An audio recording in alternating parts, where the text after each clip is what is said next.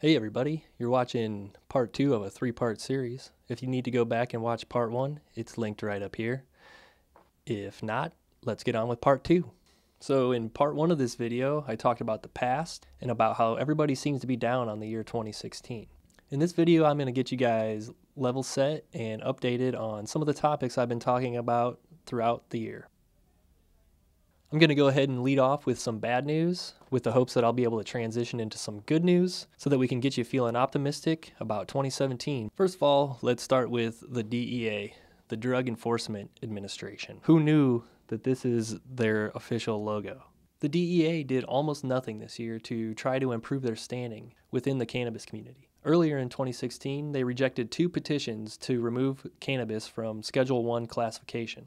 The DEA believes the drug has absolutely no medical use and a high propensity for abuse. A statement released by the administration about the decision had this to say: "The DEA and the FDA continue to believe that scientifically valid and well-controlled clinical trials conducted under investigational new drug applications are the most appropriate way to conduct research on the medicinal uses of marijuana." For me, that's just kind of a weaselly way of saying, if it ain't broke, don't fix it. Then, later in this year, just a couple weeks ago, the DEA sparked a firestorm of controversy when they monkeyed with their accounting system and added a tracking code for marijuana extracts. People are reporting that CBD is now a Schedule I drug. Some people are saying that it isn't, but only time will tell if the DEA is going to change the way they enforce CBD production and possession.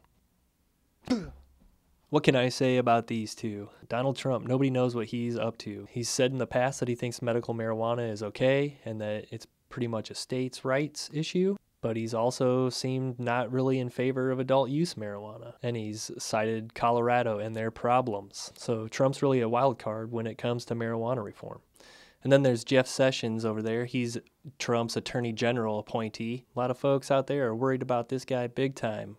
He's a noted prohibitionist. Some people say he's racist. I happen to think he's just a backwards guy from a backwards era. His confirmation hearing is coming up on January 10th. At the very least, I hope he gets a bit of a rough ride from the Democrats.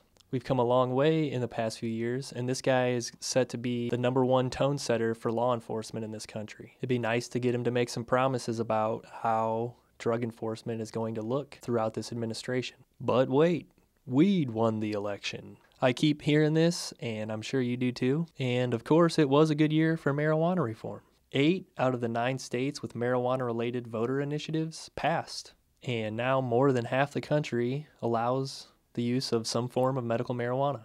There are just 18 states that remain as prohibition states. On this map, they're marked in red. And the way things have been going, this map is only going to get greener in the future. The United States is not alone in its legalization endeavors. Uruguay has had legal marijuana since August of 2014. The Canadian government is reviewing recommendations made by a task force that they appointed earlier this year. But I'm hopeful that Canada will be legalizing marijuana next year.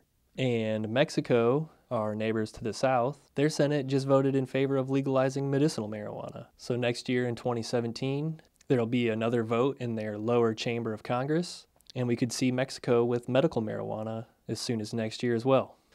So even though there may be some lingering uncertainty from the year 2016, I think there's a whole lot to be positive about and to get focused on, especially in the cannabis space coming up in 2017. I would sure like to know what you are thinking about, what you're getting focused on this year, and what you're feeling positive about.